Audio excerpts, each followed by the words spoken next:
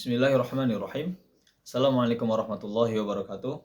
Teman-teman pencinta Al-Quran dimanapun berada, insya Allah pada episode kali ini kita akan mengulas ataupun membahas sedikit bagaimana kita mengetahui Al-Quran itu melalui tanya jawab, ya, beserta dalilnya di dalam Al-Quran dan Al-Hadis, kemudian juga dari perkataan penjelasan para alim ulama radhiyallahu anhum ajma'in.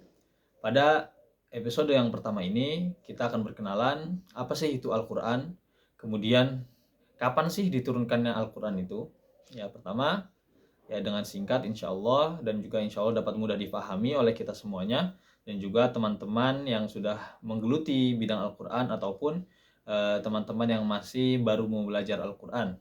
Ya, dijelaskan bahwasannya apakah itu Al-Quran. Al-Quran adalah kalamullah, yaitu Al-Quran adalah firman Allah Subhanahu wa taala, yaitu yang merupakan diturunkan melalui perantara malaikat Jibril ke baginda Nabi Muhammad sallallahu alaihi wasallam. Kemudian apakah membacanya dihitung pahala dan apakah dihitung beribadah membacanya?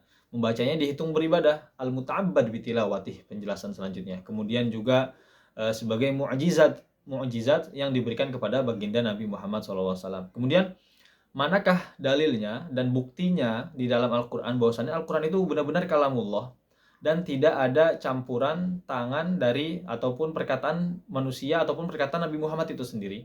Bahwasannya Al-Quran adalah kalamullah dijelaskan di dalam surah Asy-Syu'ara.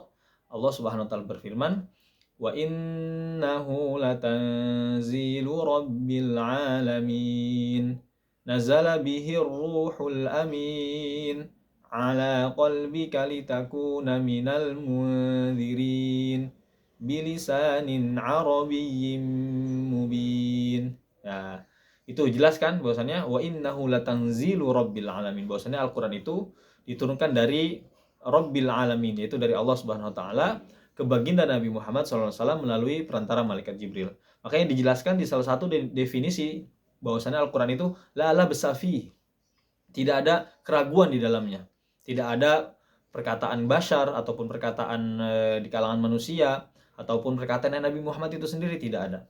Bahwasannya Al-Quran adalah murni perkataan ataupun kalamullah Subhanahu wa taala. Kemudian selanjutnya pada pertemuan yang pertama ini dengan singkat, kapan sih Al-Quran itu diturunkan? Al-Quran itu diturunkan pada malam Lailatul Qadar. Mana dalilnya? Yaitu di dalam surah Al-Qadar ayat pertama, inna anzalnahu fi lailatul qadar. Bahwasannya kami menurunkan Al-Quran itu pada malam Lailatul Qadar. Kan? Kemudian kita bertanya lagi, Lailatul Qadarnya itu diturunkannya kapan gitu, yaitu pada bulan Ramadan. Makanya di surah Al-Baqarah dijelaskan kan, syahrul Ramadan alladzi unzila fihi al-Qur'an, yaitu pada bulan Ramadan Allah menurunkan Al-Qur'an, yaitu pada malam Lailatul Qadar tepatnya. Makanya ataupun di tanggal Lailatul Qadarnya itu memang ada berbeda pendapat dari para ulama. Namun yang jelas Al-Quran itu diturunkan pada malam Lailatul Qadar, yaitu pada bulan Ramadan. Syahrul Ramadan alladzi unzila fihi al-Qur'an hudal linnasi wa bayyinatin minal huda wal furqan. Seperti itu. Nah, maka pada pertemuan yang pertama ini ataupun episode pertama ini dengan singkat kita mengetahui apakah itu Al-Quran. Al-Quran adalah jawabannya kalamullah, perkataan ataupun kalamullah, firman Allah langsung. Tidak ada perkataan dicampur dengan perkataan manusia ataupun perkataan Nabi Muhammad itu sendiri, tidak ada. Bahwasannya murni Al-Quran itu kalamullah, agar kita tidak ragu dan tidak termasuk orang-orang yang mempercayai agar kita tidak mempercayai Al-Quran itu benar nggak sih itu kalamullah.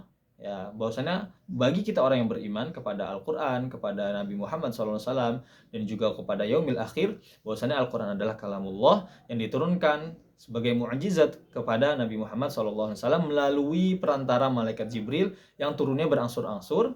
Nanti insya Allah secara detailnya kita akan bahas. Namun dengan ringkas, diturunkan kapan? Diturunkan pada malam Lailatul Qadar pada bulan Ramadan. Semoga yang singkat ini bermanfaat dan dapat mudah difahami, dimengerti, dan juga insya Allah semoga bisa menjadi wawasan keislaman kita dalam memahami Al-Quran. Wallahu a'lam bishawab. Wassalamualaikum warahmatullahi wabarakatuh.